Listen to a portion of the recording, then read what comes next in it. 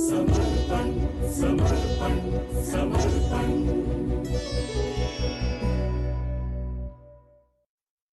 कहते हैं ज्ञान और विज्ञान की उन्नति के कारण मनुष्य ने प्रकृति के कई रहस्यों को सुलझा लिया है, उन्हें जान लिया है और उन पर कुछ हद तक विजय भी प्राप्त कर ली है। किंतु सच तो ये है कि प्रकृति अनंत है और उसका स्वभाव अबूझ।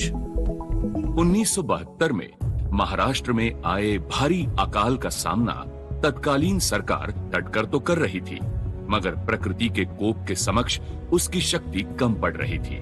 ऐसे में प्रदेशवासियों के दर्द का, कठिनाइयों का निवारण करने हेतु अपनी सामाजिक जिम्मेदारी के प्रति जागरूक राष्ट्रीय स्वयंसेवक संघ के कुछ स्वयंसेवकों ने आगे आकर सूखे से लड़ने के लिए एक गैर लाभकारी मंच का गठन किया।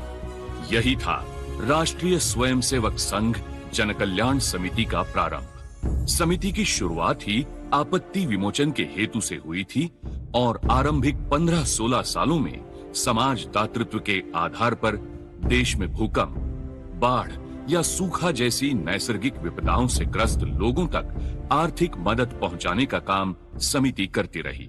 साल 1993 के सितंबर में महाराष्ट्र के लातूर जिले में किल्लारी और धाराशिव के गांवों में एक ऐतिहासिक प्रलयकारी भूकंप हुआ। टूटे घर, बिखरे परिवार, बिछड़े परिजन, आसपास के 100 से भी अधिक गांवों में एक ही पल में प्रकृति मनुष्य को पराजित कर चुकी थी। समूचे भारत से किल्लारी की ओर मदद पहुंचने लगी। इस कार्य में फिर एक बार सबसे अग्रसर रही महाराष्ट्र प्रांत की राष्ट्रीय स्वयंसेवक संघ जनकल्याण समिति। कोई चलता है पदचिन्हों पर, कोई पदचिन्ह बनाता है, उखड़ी सपनों की नींव जो कोई फिर नई नींव रचाता है। जनकल्याण समिति ने पुनर्वसन हेतु किल्लारी भूकंप पीड़ितों की सभी प्रकार से सहायता की। निवास, भोजन तथा स्वास्थ्य संबंधी तत्काल सेवाएं तो समिति ने दी, मगर सबसे बड़ा प्रश्न चिन्ह था कि जिस जगह मृत्यु का तांडव हुआ वहां फिर से जीवन प्रवाहित कैसे किया जाए। जाने वाले तो चले गए, मगर आने वाली नस्ल के भविष्य की नींव कैसे रखी जाए। उपाय स्वरूप जनकल्याण समिति ने दूरदृष्टि से 6 दिसंबर 1993 को गीता जयंती के अवसर पर भूकंप प्रभावित 45 ग्रामों से 425 छात्रों की आवास और शिक्षा हेतु लातूर के एक अस्थायी आवास में जनकल्याण निवासी विद्यालय की नींव रखी। इनमें से कुछ विद्यार्थियों के माता पिता के पास बच्चों की शिक्षा के लिए कोई साधन ही शेष नहीं रहा था और कुछ तो अपने माता पिता ही खो चुके थे। आज ये विद्यालय लातूर से 8 किलोमीटर की दूरी पर हरंगुड़ गांव में 9.5 एकड़ जमीन पर स्थायी रूप से स्थापित है। भूकंप पीड़ितों के लिए बनाया गया ये विद्यालय आज सर्वसामान्य जनता के लिए खुला है। मध्यम वर्गीय ग्रामीण कृषि परिवारों से आने वाले विद्यार्थियों के लिए अच्छी शिक्षा का प्रावधान हो, उन्हें संस्कार क्षम शिक्षा मिल सके, इस उद्देश्य से कार्यरत जनकल्याण समिति संचालित जनकल्याण निवासी विद्यालय अपने आप में एक अनोखा सामाजिक शैक्षिक प्रकल्प है। यहाँ ग्रामीण विभाग के अल्प या मध्यम वर्गीय खेती करने वाले परिवार के छात्रों को ही निःशुल्क या अल्प शुल्क में प्रवेश दिया जाता है।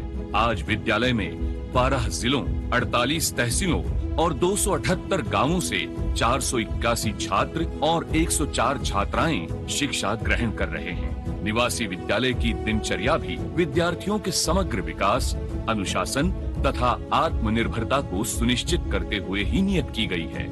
छात्रों की निवास व्यवस्था के लिए संत गाडगे बाबा एवं शालिवाहन नामक 2 छात्रावास एवं छात्राओं के लिए भगिनी निवेदिता छात्रावास का प्रबंध है। सुबह 5:30 बजे यहाँ दिन का आरंभ होता है। जगने के बाद छात्र और छात्राएं अपने प्रातः विधि, स्नान इत्यादि स्वच्छता के साथ परिसर स्वच्छता का भी कार्य करते हैं। तत्पश्चात प्रातः प्रार्थना में एकात्मता स्तोत्र और मंत्र का पठन किया जाता है। जलपान से पहले योग एवं दूसरे शारीरिक व्यायाम के साथ सभी विद्यार्थियों के लिए सूर्य नमस्कार भी अनिवार्य है। इसके बाद नाश्ता कर सभी बच्चे पाठशाला के लिए निकल जाते हैं। विद्यालय की वास्तु विद्याधाम पहुंचकर असेंबली में समूह प्रार्थना और राष्ट्रगीत के बाद विद्यार्थियों की कक्षाएं शुरू हो जाती हैं। ये इमारत विभिन्न कक्षाओं के साथ साथ अद्ययावत ग्रंथालय एवं प्रयोगशाला से भी सुसज्जित है। यहाँ कंप्यूटर लैब और प्रोजेक्टर रूम का भी प्रावधान है। आवश्यकता अनुसार कुछ विषय प्रोजेक्टर की सहायता से पढ़ाए जाते हैं। पढ़ाई के साथ यहाँ क्रीड़ा और संगीत शिक्षा का भी महत्व है। कुछ विद्यार्थी तो गंधर्व महाविद्यालय की संगीत परीक्षाएं भी उत्तीर्ण हैं। विद्यालय में दिन का अंत वंदे मातरम से होता है। खेल विकास के लिए परिसर में बड़ा सा मैदान है। संध्या के समय इसी मैदान पर राष्ट्रीय स्वयंसेवक संघ की शाखा का संचालन किया जाता है। हर वर्ग के लिए एक स्वतंत्र शाखा होती है जिसमें अनेक प्रकार की बौद्धिक गतिविधियां और भिन्न भिन्न शारीरिक खेल खेले जाते हैं। शाखा में संस्कारों के साथ साथ नियमों के पालन अनुशासन की प्रेरणा भी दी जाती है। छात्राओं के लिए स्वतंत्र रूप से अलग शाखा आयोजित की जाती है। दिन भर की थकान के बाद छात्रावास लौटे विद्यार्थियों के लिए भोजन बिल्कुल तैयार होता है। विद्यार्थियों को अलग अलग समूहों में छांटकर बारी बारी से खाना परोसने की भी जिम्मेदारी दी जाती है। हफ्ते में 1 या 2 बार ये जिम्मेदारी हर बच्चे पर आती है। ये और ऐसी कई गतिविधियों द्वारा बच्चे स्वावलंबन एवं आत्मनिर्भरता सीखते हैं। भोजन का आरंभ भी प्रार्थना से होता है और खाना खाते समय सभी व्यवहार मौन रहकर किए जाते हैं। केवल इशारों से परोसने वाले से जो चाहिए वो मांगा जाता है। ये भाव अन्न देवता का आदर एवं परमात्मा के प्रति कृतज्ञता का प्रतीक है।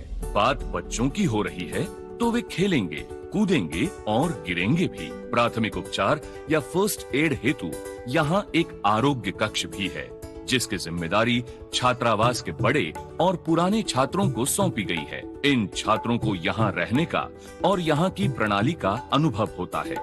छोटी मोटी चोटों का इलाज या दवा यही छात्र करते हैं, मगर जरूरत पड़ने पर किसी को डॉक्टर के पास ले जाने का जिम्मा भी उन्हीं का है। 8वीं कक्षा और ऊपर के छात्रों के लिए कृषि विज्ञान का विषय यहाँ अनिवार्य रूप से सिखाया जाता है। इसी विषय अंतर्गत बच्चे यहाँ छात्रावास की पाकशाला के लिए सब्जी तरकारी उगाते हैं और उनकी देखभाल भी करते हैं। आध्यात्मिक उन्नयन हेतु श्री गणेश जी का मंदिर एवं ध्यान कक्ष का निर्माण भी विद्यालय परिसर में किया गया है। ध्यान कक्ष का समय निर्धारण कक्षा अनुसार किया जाता है और छात्र छात्राएं यहाँ समूह में ध्यान धारणा करते हैं। छात्रावास में विविध उत्सवों और वार्षिक महोत्सव का अपना अनन्य साधारण महत्व है। साल भर के पाठ्यक्रम और विद्यार्जन में ये कुछ मनोरंजन के पल होते हैं जिनका खूब आनंद विद्यार्थी उठाते हैं। गणेश उत्सव में ढोल ताशा पथक और अन्य समय भिन्न भिन्न प्रतियोगिताओं का आयोजन किया जाता है जिनमें अपने नाम का पारितोषिक दर्ज कराना इनकी ईर्षा होती है। ये संपूर्ण परियोजना प्रकल्प शिक्षा, संस्कार, समाज प्रबोधन की त्रिसूत्री पर आधारित है जो व्यक्तित्व निर्माण से अच्छे मनुष्य जीवन, समाज जीवन एवं राष्ट्र जीवन का ध्येय रखता है। इस अनोखी कार्य पद्धति की सफलता का मापन करना हो तो इस बात से किया जा सकता है कि शुरुआती कठिन परिस्थितियों में शालांत परीक्षाओं का परीक्षा फल जो 26% था वो अब धीरे धीरे बढ़कर 100% तक पहुंच गया है। क्रमिक शैक्षिक विकास के साथ ही चरित्र, सुसंस्कार, सदाचार, साहस और राष्ट्रभक्ति द्वारा यहाँ छात्रों का चरित्र निर्माण हो रहा है। जन कल्याण निवासी विद्यालय एक तरह से व्यक्ति निर्माण की अभिनव प्रयोगशाला या गुरुकुल ही है। समर्पण समर्पण।